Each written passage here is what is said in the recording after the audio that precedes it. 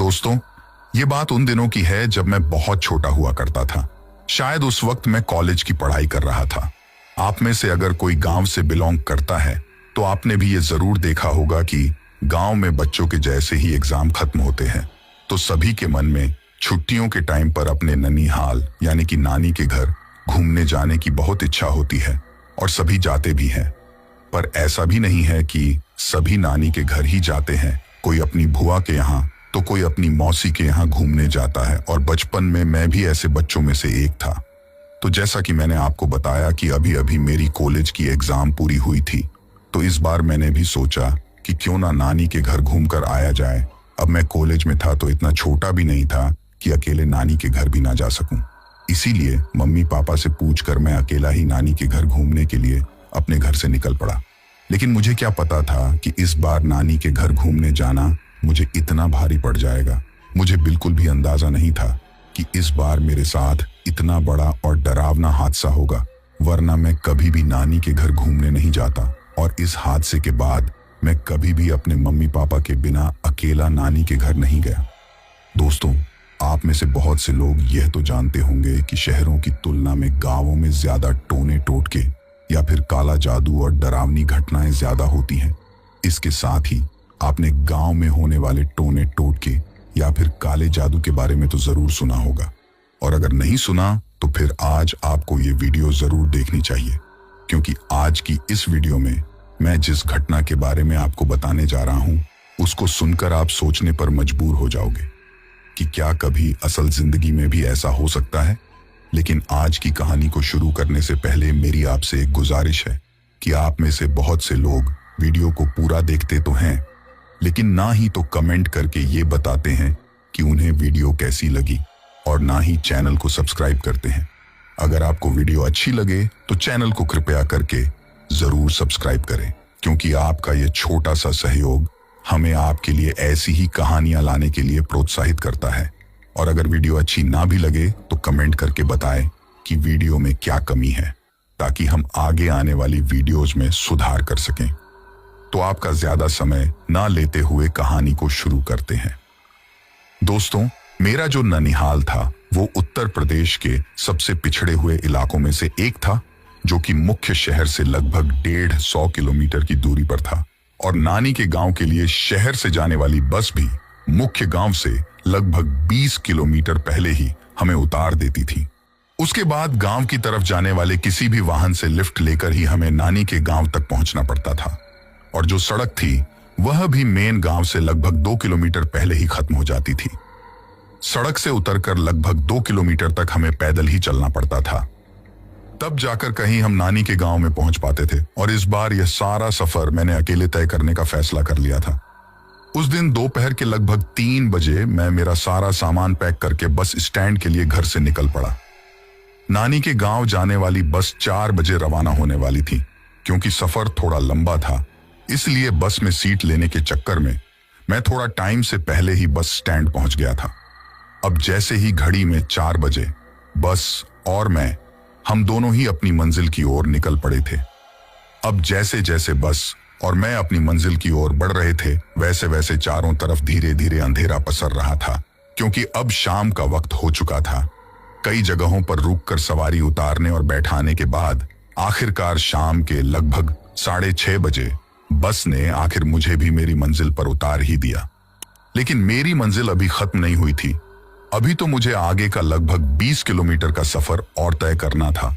और जैसा कि मैंने आपको शुरू में बताया था कि नानी के गांव से लगभग 20 किलोमीटर पहले से ही हमें किसी दूसरे वाहन से लिफ्ट लेकर नानी के गांव तक पहुंचना होता है, और वो भी लगभग 2 किलोमीटर पहले ही उतार देता है, क्योंकि सड़क गांव के बगल से लगभग 2 किलोमीटर साइड से गुजरती थी।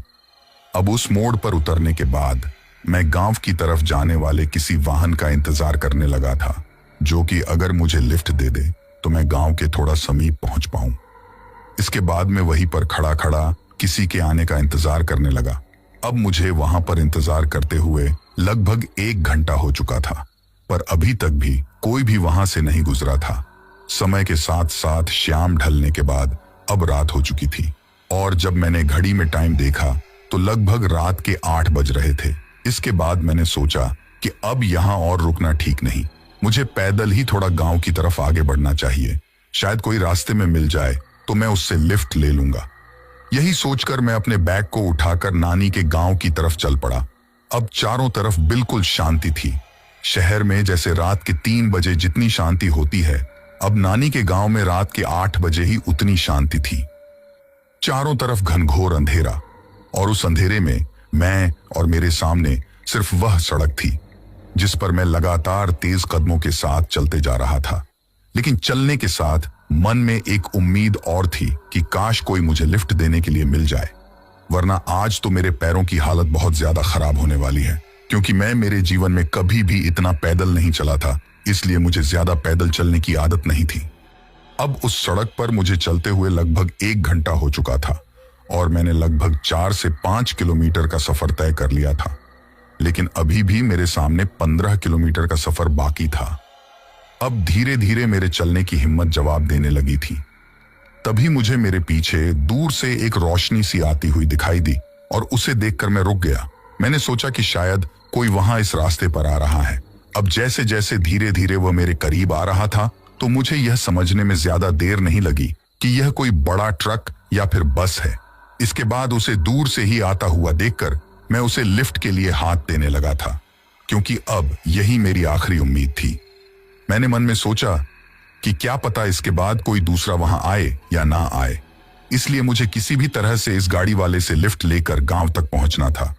थोड़ी ही देर बाद हेडलाइट की तेज रोशनी के साथ जब वह मेरे पास आकर रुका तो मेरे गौर से देखने पर मुझे पता चला कि यह तो एक ट्रक है, लेकिन वह ट्रक दिखने में बहुत ही ज्यादा पुराना लग रहा था और ट्रक से भी ज्यादा पुराना उसका ड्राइवर लग रहा था। कहने का मतलब है कि उस ट्रक का ड्राइवर बहुत ज्यादा बूढ़ा था। तभी मैंने इन सब बातों को नजरअंदाज करते हुए उस ट्रक ड्राइवर से पूछा कि क्या आप मुझे आगे वाले गांव तक छोड़ दोगे, पर उसने मुझे कोई जवाब नहीं दिया और बस एकटक मेरी तरफ देखता रहा। तभी मुझे लगा कि बूढ़ा आदमी है, शायद कम सुनता होगा, और उस पुराने से खटारा ट्रक की आवाज भी बहुत ज्यादा हो रही थी। इसलिए मैंने अपनी आवाज में थोड़ा जोर लगाकर उसे कहा कि क्या आप मुझे आगे वाले गांव तक छोड़ दोगे। लेकिन इस बार भी वह आदमी अपने मुंह से कुछ नहीं बोला, लेकिन उसने अपना सिर हाँ में हिलाया और मुझे ट्रक में आकर बैठने का इशारा किया। उसका इशारा मिलते ही मुझे थोड़ी राहत मिली, लेकिन मुझे क्या पता था कि यह राहत मुझे आगे जाकर एक नई मुसीबत में डालने वाली है। अपना बैग लेकर मैं उस ट्रक में बैठ गया। उस ट्रक में बैठने के बाद मुझे ऐसा लग रहा था कि जैसे मैंने अपने ऊपर कुछ बहुत ही ज्यादा वजन उठा रखा हो, क्योंकि उस ट्रक में बैठने के बाद मुझे अपने ऊपर बहुत ही ज्यादा भारी भारी फील हो रहा था। और जो सबसे ज्यादा अजीब बात मुझे लग रही थी वो ये थी कि वह ट्रक ड्राइवर, वह बूढ़ा आदमी ट्रक चलाते वक्त सामने सड़क की तरफ कम और मेरी तरफ ज्यादा देख रहा था। जब कभी मेरी नजर उससे हटती तो मेरी नजर हटते ही वह एक तक मुझे देखता रहता, और जैसे ही मेरी नजर उसकी तरफ पड़ती तो वह अपनी नजरों को चुराकर फिर सामने की तरफ देखने लगता। ऐसा काफी देर तक हो रहा था। अब हम लोग लगभग 5-7 किलोमीटर का सफर तय करके आगे आ चुके थे, लेकिन तभी मैंने उस आदमी से पूछ ही लिया कि क्या हुआ काका, आप इस तरह से मुझे क्यों देख रहे हैं। तभी उस आदमी ने पहली बार बोलने के लिए अपना मुंह खोला और मुझसे कहा कि मेरा बेटा भी बिल्कुल तुम्हारी तरह ही दिखता था। तब मैंने उससे कहा कि दिखता था का क्या मतलब है। तो उसने कहा कि एक बार मेरा बेटा मुझे खाना देकर इसी सड़क से वापस अपने घर जा रहा था, तभी किसी ने रास्ते में ही चाकू मारकर उसे मार डाला। जब उस आदमी ने यह बात बोली तो यहां तक तो मुझे सब कुछ ठीक लग रहा था, लेकिन इसके बाद जो हुआ उसे देखकर मुझे तो सच में मेरी नानी याद आ गई। इसके बाद उस आदमी ने आगे मुझसे कहा कि इसीलिए मुझे इस रास्ते पर जो भी कोई अकेला आदमी आता जाता मिलता है तो मैं उसे जान से मारकर अपने बेटे की मौत का बदला लेता हूं, और उन्हें मारकर मेरी आत्मा को बहुत ज्यादा सुकून मिलता है। मुझे ऐसा लगता है कि मैंने मेरे बेटे की मौत का बदला ले लिया। और इतना कहकर वह आदमी जोर जोर से हंसने लगता है। जब वह आदमी हंस रहा था तब मैंने गौर से उसके मुंह की तरफ देखा तो मुझे पता चला कि उसके मुंह में एक भी दांत नहीं है। और यह सब सुनकर मैं काफी ज्यादा डर गया था। वह बूढ़ा आदमी उस ट्रक को शुरू से ही काफी धीरे धीरे चल रहा था, लेकिन अब उसकी रफ्तार को देखकर मैंने सोचा कि अगर मुझे इस मुसीबत से बचाना है तो क्यों ना मैं चलते हुए इसी ट्रक से नीचे कूद जाऊं। वैसे भी ट्रक की इतनी कोई ज्यादा रफ्तार तो है नहीं जिससे कि मुझे कोई ज्यादा चोट आएगी। और यही सोचकर अब मैं उस आदमी से सीट पर बैठा बैठा थोड़ी दूर जाने लगा था और अब मैं खिसकते खिसकते खिड़की के काफी करीब आ गया था और अब मैं वहां से कूदने ही वाला था कि तभी उसे बूढ़े आदमी ने अचानक से ट्रक रोक दिया और उसने जो कहा उसे सुनकर तो मैं और भी ज्यादा चौंक गया।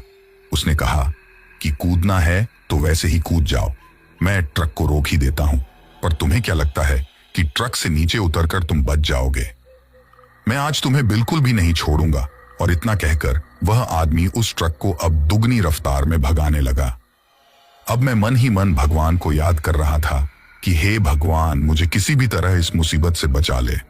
अब मैं ट्रक चलाते वक्त उस आदमी के हाथ पैरों की तरफ गौर से देख रहा था। तब मुझे दिखा कि वह आदमी ट्रक चलाते हुए काफी ज्यादा कंपन कर रहा है। उसके हाथ पूरी तरीके से कांप रहे थे। तभी मैंने हिम्मत करते हुए उस ट्रक ड्राइवर, उस बूढ़े आदमी से कहा कि तुम मुझे करने वाले हो तो तुमसे डरना तो मुझे चाहिए, पर तुम क्यों इतना डर रहे हो? तो इस बात पर वह बूढ़ा आदमी कुछ नहीं बोला और बस चुपचाप ट्रक भगा रहा था। जिस रास्ते पर वह ट्रक भगा रहा था उस रास्ते की सड़क काफी सकड़ी और उबड़ खाबड़ थी। उस सड़क में बहुत ज्यादा गड्ढे थे। तभी अचानक मुझे सड़क पर सामने से एक बैलगाड़ी आती हुई नजर आई। उस बैलगाड़ी को देखकर मैंने सोचा कि मुझे मेरी जान बचाने का सिर्फ यही एक मौका मिला है और अगर मैंने इसे भी गवा दिया तो आज मुझे इस बूढ़े आदमी के चंगुल से कोई नहीं बचा सकता। अभी मैं ये सब सोच ही रहा था कि तभी उस बूढ़े आदमी ने उस बैलगाड़ी को साइड में हटाने के लिए जोर से ट्रक का हॉर्न बजाया और उसके ट्रक का वह हॉर्न इतनी तेज था कि उसकी आवाज सुनकर एक पल के लिए तो मुझे झटका सा लगा। उस बूढ़े आदमी ने तो उस बैलगाड़ी को साइड में हटाने के लिए उस हॉर्न को बजाया था, पर हॉर्न बजाते ही इसका उल्टा हो गया। उस बैलगाड़ी का जो बेल था वह उस हॉर्न की आवाज से चमक कर साइड में हटने की बजाय उल्टा सड़क के बीच में आकर खड़ा हो गया। और तभी पता नहीं अचानक वहां पर कहां से दो आदमी आ गए जो उस बैल को साइड में हटाने की कोशिश कर रहे थे, पर वह बैल उस सड़क से साइड में हट ही नहीं रहा था और अब धीरे धीरे हमारा ट्रक भी उस बैलगाड़ी के करीब जा रहा था। लास्ट में ना चाहते हुए भी उस बूढ़े आदमी को उस बैलगाड़ी के पास जाकर उस ट्रक को रोकना ही पड़ा। जैसे ही ट्रक उस बैलगाड़ी के पास जाकर रुका तो मैंने गौर से उस बैलगाड़ी के पास जो दो आदमी थे उनको देखा। उनको देखने पर मुझे मालूम पड़ा कि ये तो मेरे नाना जी और मेरे मामा हैं। मेरे पास अपनी जान बचाने का इससे बढ़िया कोई मौका नहीं था। मैंने ट्रक में बैठे बैठे ही जोर से आवाज लगाई, मामा जी। मेरी आवाज को सुनकर मेरे मामा मेरी तरफ देखकर चौंक गए और उन्होंने मुझसे कहा कि हम लोग तुम्हें ही ढूंढने के लिए आ रहे थे, क्योंकि तुम्हारी मम्मी ने हमें फोन करके बता दिया था कि तुम आज गांव आने वाले हो और काफी देर तक तुम्हारे गांव ना पहुंचने के कारण हमें तुम्हारी चिंता होने लगी और इसीलिए हम लोग तुम्हें लेने के लिए आ गए। अभी वह बूढ़ा आदमी उस बैलगाड़ी को कुचलते हुए आगे ट्रक को भगाने ही वाला था कि तभी मैं मौका देखकर ट्रक से नीचे कूद गया। जैसे ही मैं नीचे कूदा तो वह बैल अपने आप ही सड़क के साइड में हो गया और वह ट्रक तेज गति से वहां से गुजर गया। इसके बाद मैं मेरे नाना जी और मामा के साथ उनके घर चला गया और घर जाकर उनको मेरे साथ हुई सारी घटना बताई। तब मेरे नाना जी ने मुझे जो बात बताई उसे सुनकर मैं दंग रह गया। मेरे नाना जी ने मुझे बताया कि इस रास्ते पर एक छलावा है जो अनजान लोगों को देखकर अलग अलग रूप लेकर उनका रास्ता भटकाने की और उन्हें जान से मारने की कोशिश करता है। लेकिन तभी मैंने एक चीज और नोटिस की। जैसे ही हम लोग घर पर पहुंचे थे तो वह बैल कुछ जरूरत से ज्यादा ही उछल कूद कर रहा था, मानो उसे जैसे कोई बहुत बड़ी खुशी मिल गई हो। तभी मेरे नाना जी ने मुझसे कहा कि यह बैल इंसान से भी ज्यादा समझदार है और भविष्य में होने वाले किसी भी खतरे को भांप लेता है। आज तक इस बैल ने मुझे कई मुसीबतों से बचाया है और इसीलिए रात के समय में इसे अपने साथ लेकर वहां आया था। तभी मैंने मन ही मन उस बैल का शुक्रिया किया, क्योंकि उस दिन उस बैल की वजह से ही मेरी जान बची थी। तो दोस्तों, ये थी हमारी आज की कहानी। कहानी आपको कैसी लगी कमेंट बॉक्स में कमेंट करके जरूर बताना। फिलहाल चलता हूँ, बस आप अपना और अपने परिवार का ख्याल रखें और अगर अभी तक भी चैनल को सब्सक्राइब नहीं किया है तो कृपया करके चैनल को सब्सक्राइब कर लीजिए। आपका ये छोटा सा सहयोग हमें आपके लिए ऐसी ही कहानियां लाने के लिए प्रोत्साहित करता है।